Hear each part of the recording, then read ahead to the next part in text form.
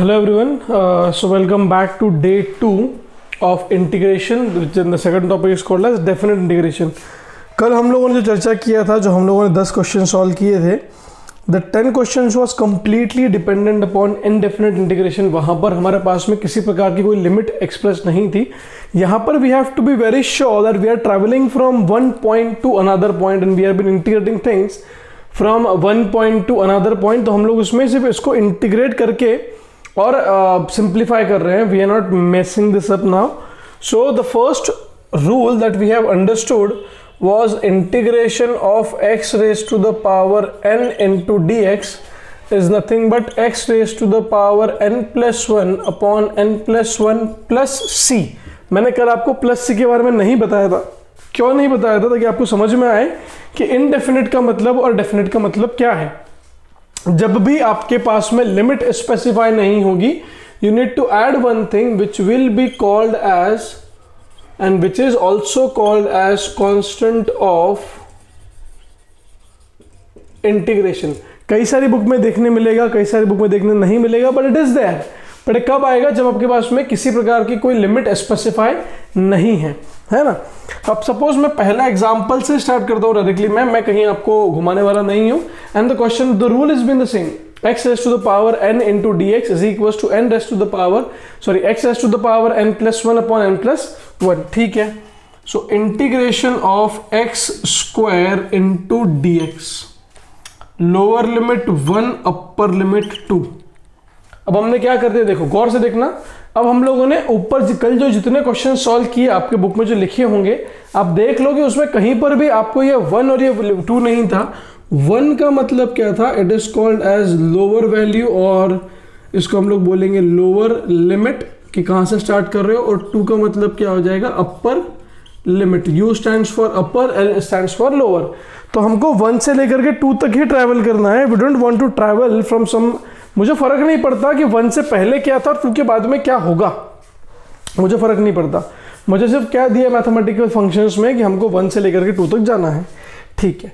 तो हमारे लिए जो फॉर्मूला था वो क्या था? एक्स स्क्वायर डी एक्स का जो आंसर आता है according to the above rule is x cube by 3 and whose upper limit is now gonna be 2 and lower limit is gonna be 1. देख लो एक बार, एक्स स्क्वायर डी एक्स का जो इंटीग्रेशन था वो कितना आएगा? X cube by 3. उसमें अपर लिमिट आपको पता है 2 है और लोअर लिमिट आपको पता है जो कितनी है?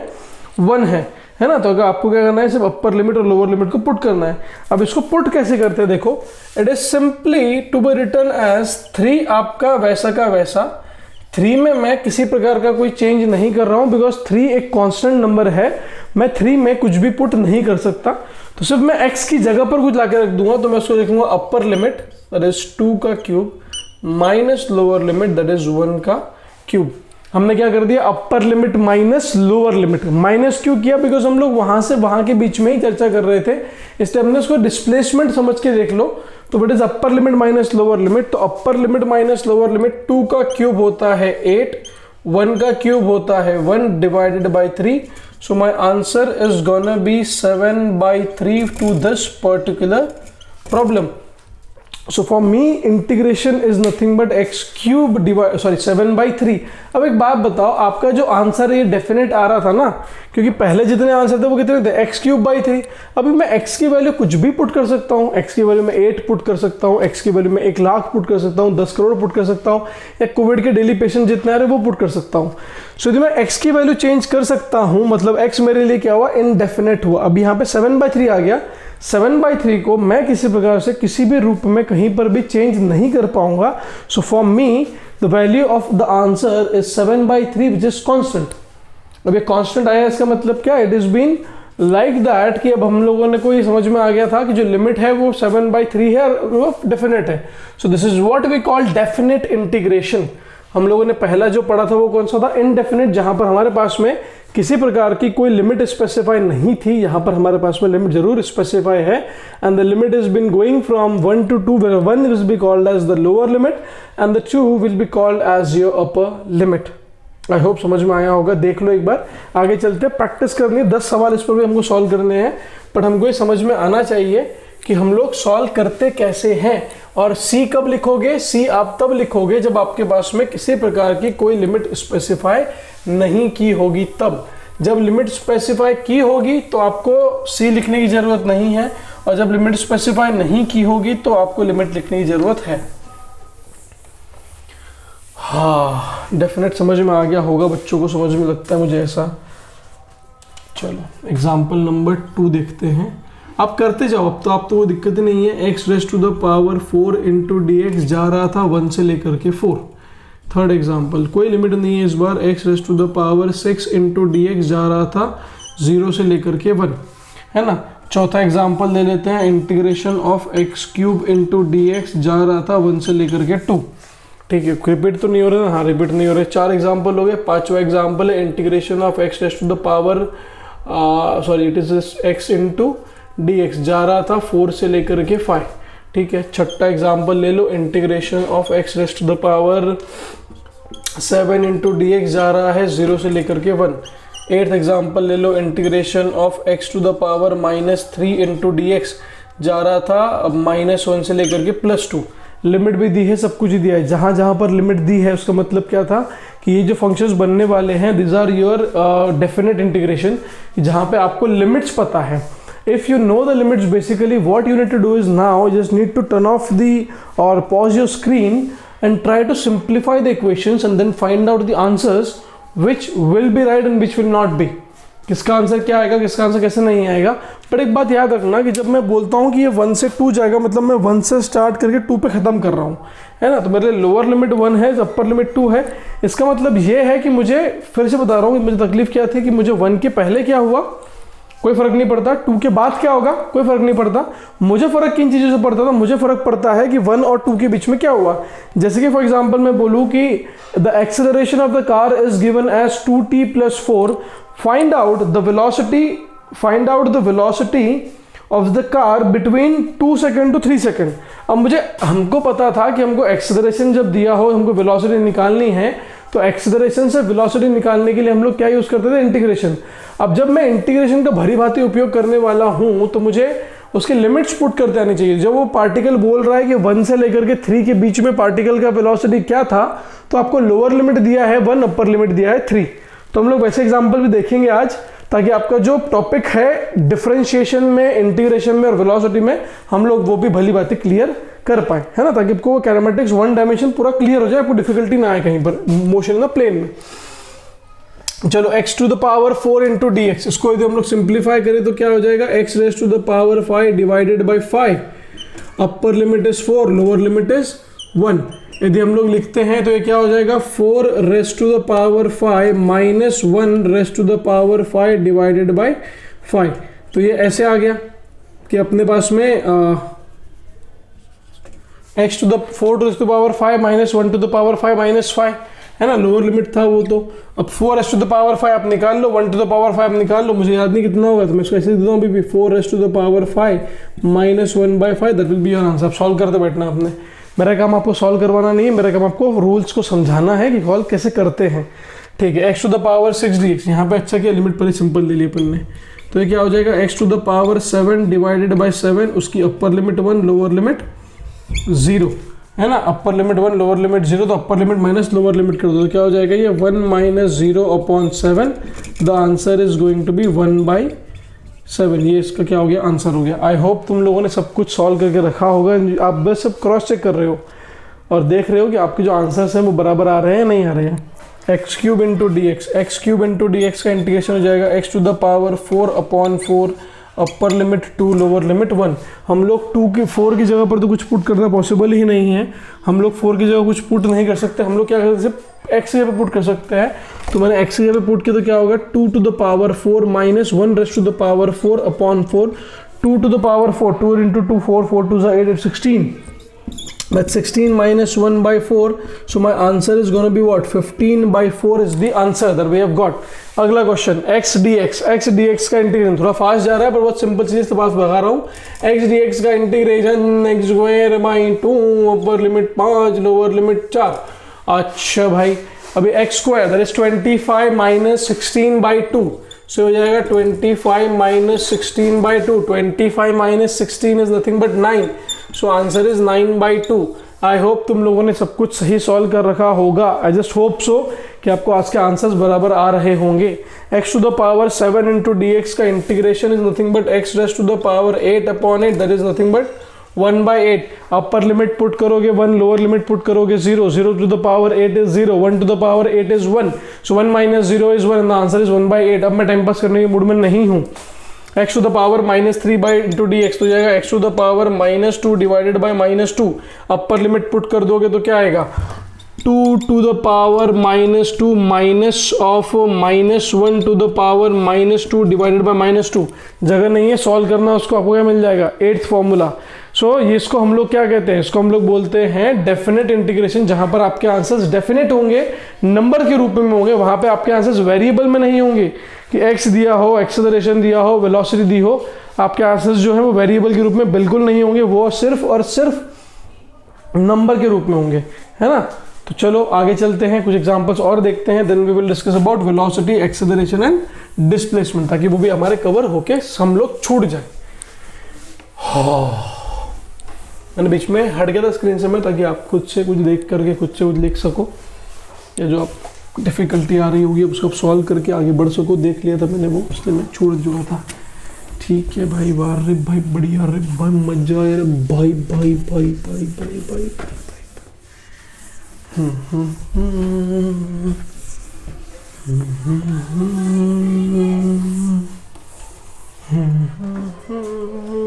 ओके, बढ़िया हो गया ये तो।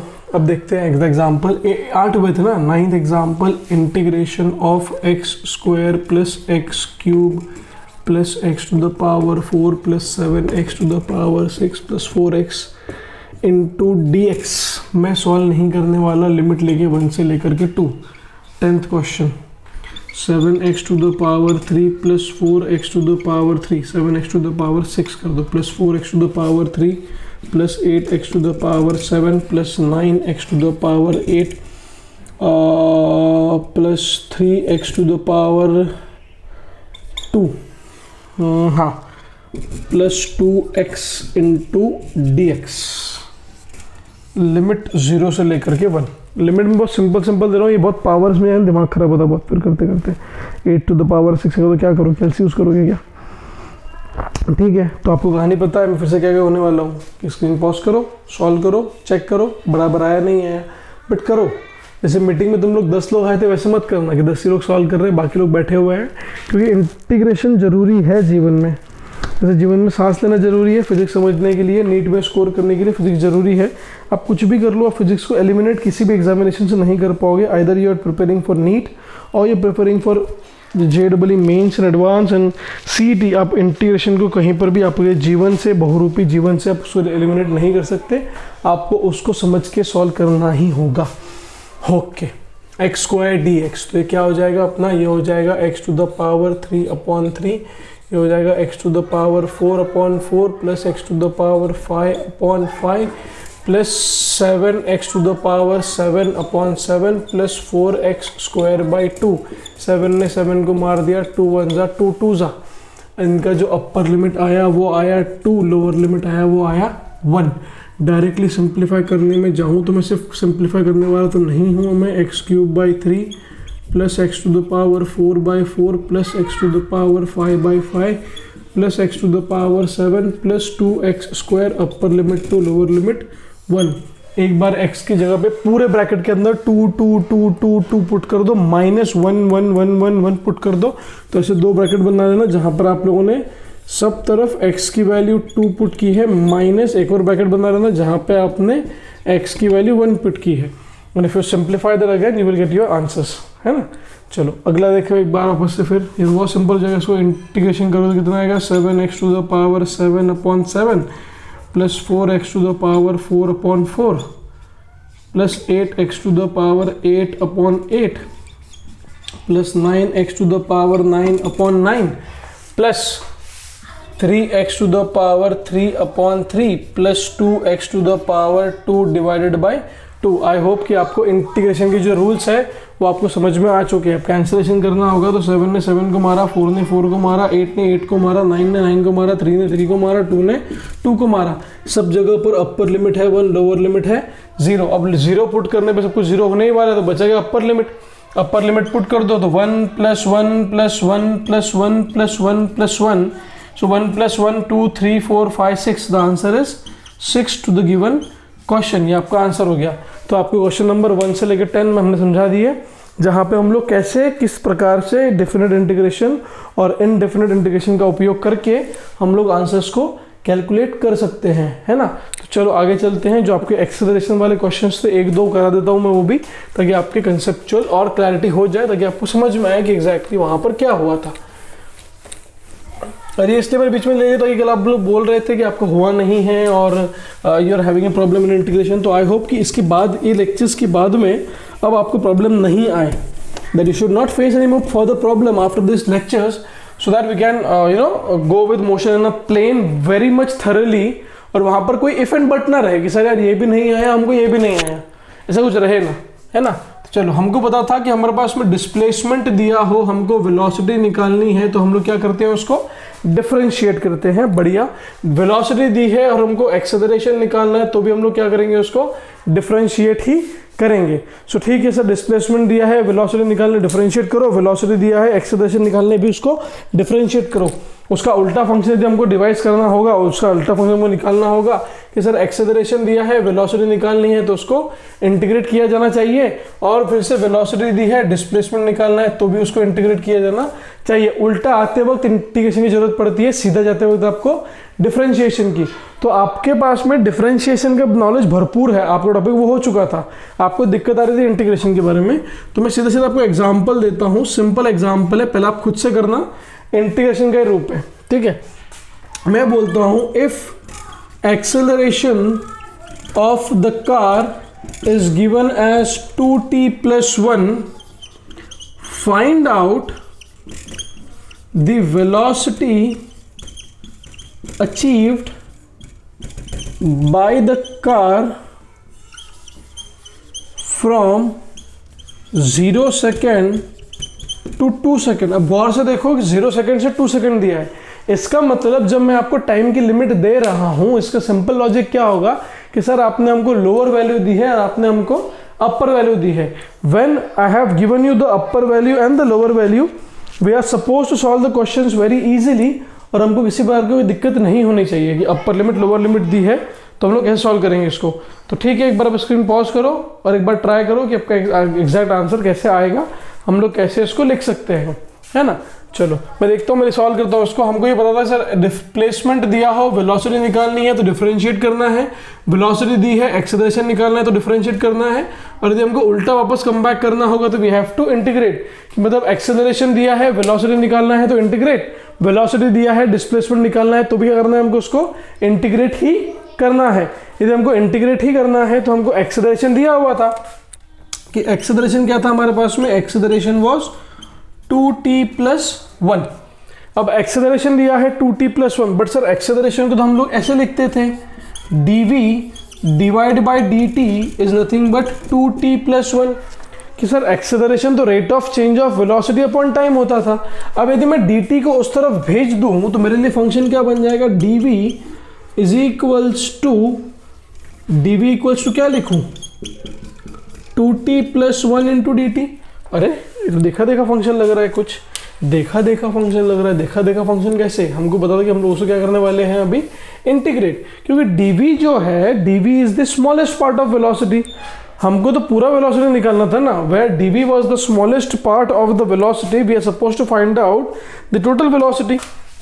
तो मैं क्या करूँगा, देखो, I will integrate dv is to integration of 2t + 1 × dt। अब मैंने उसको इंटीग्रेट कर दिया।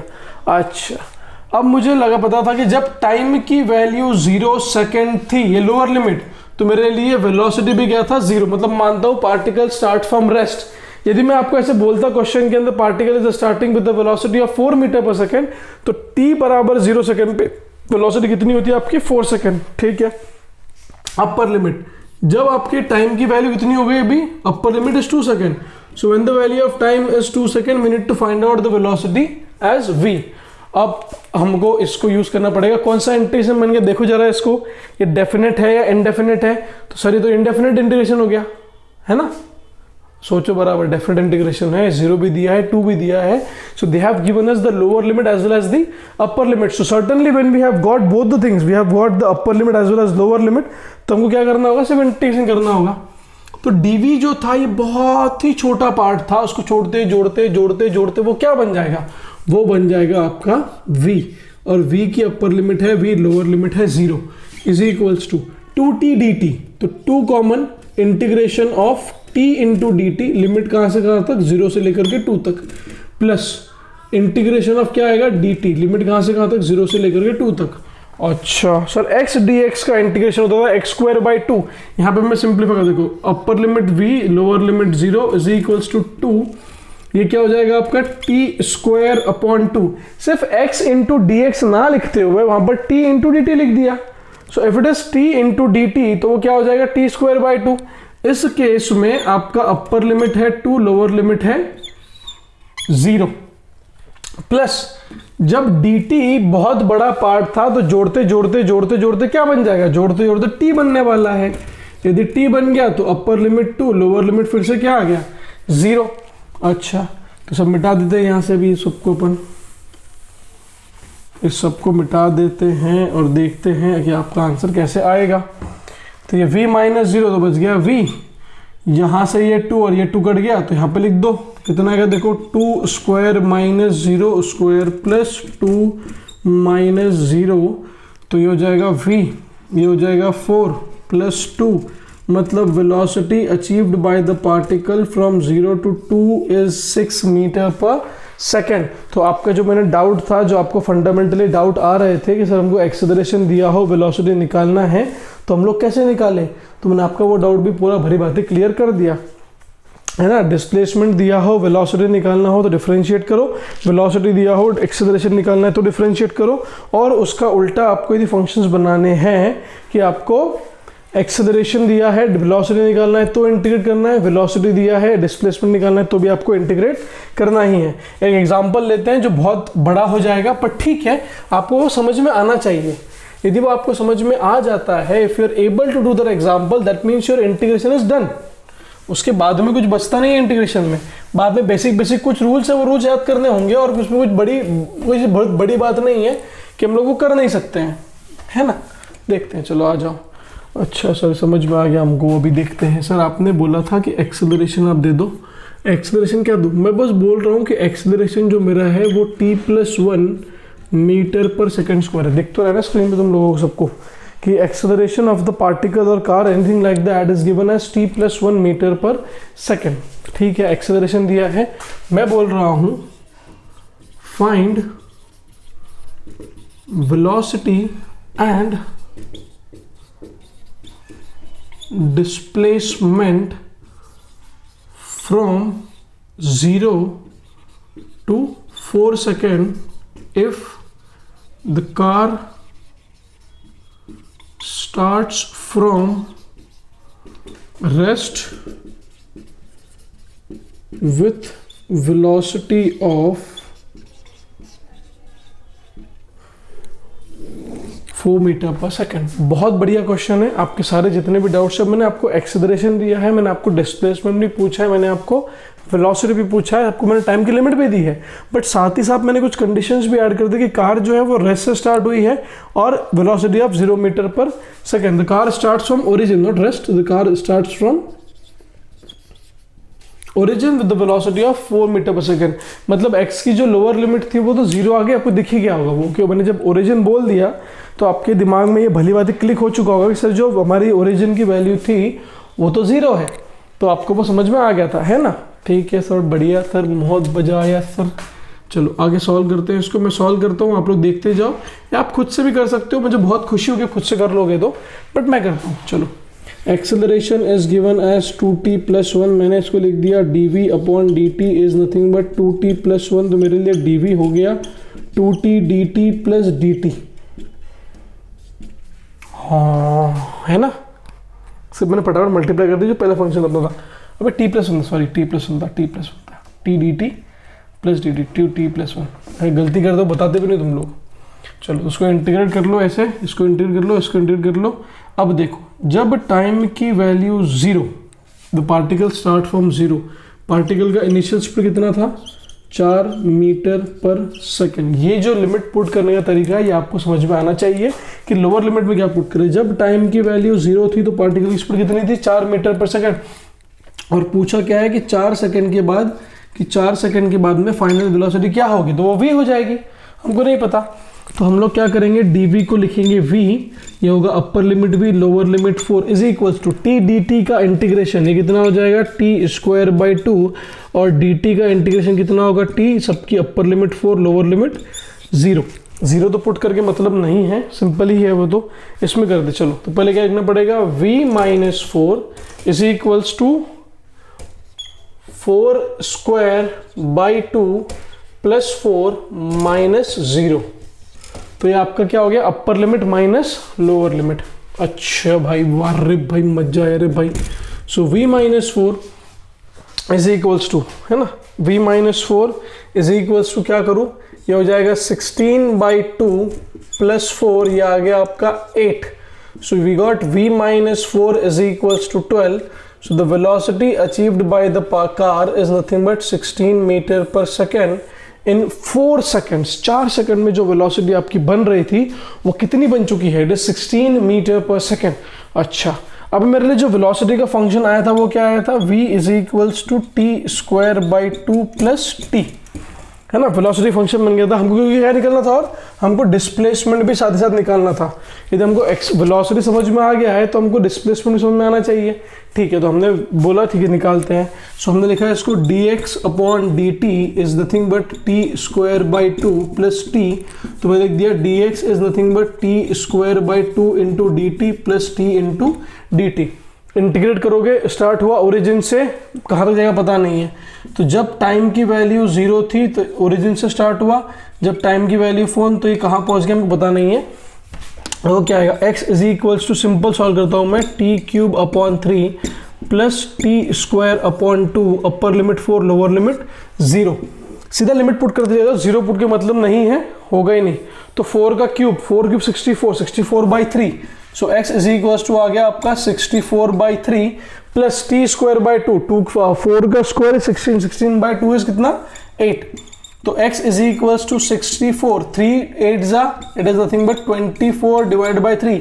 ओके, सो x बराबर 64 प्लस 24 बाई 3, तो x की वैल्यू कितनी 68, 678, 88। सो x की जो वैल्यू आ गई वो कितनी आ गई 88 upon 3 meter. That will be the answer to the given question कि आपका जो डिस्प्लेसमेंट था वो कितना था 88 बाई 3 मीटर्स, और वेलोसिटी कितनी अचीव की 16 मीटर पर सेकंड, कितने टाइम में 0 से लेकर के 4 second, provided that starts from origin with the initial velocity of 4 meter per second. तो इसको हम लोग कहते हैं डेफिनेट इंटीग्रेशन, जो हम लोगों ने बहुत यूज किया था। आपके पेपर में आज के क्वेश्चन मिले होंगे कि how exactly we can find out the relation between acceleration, velocity and displacement.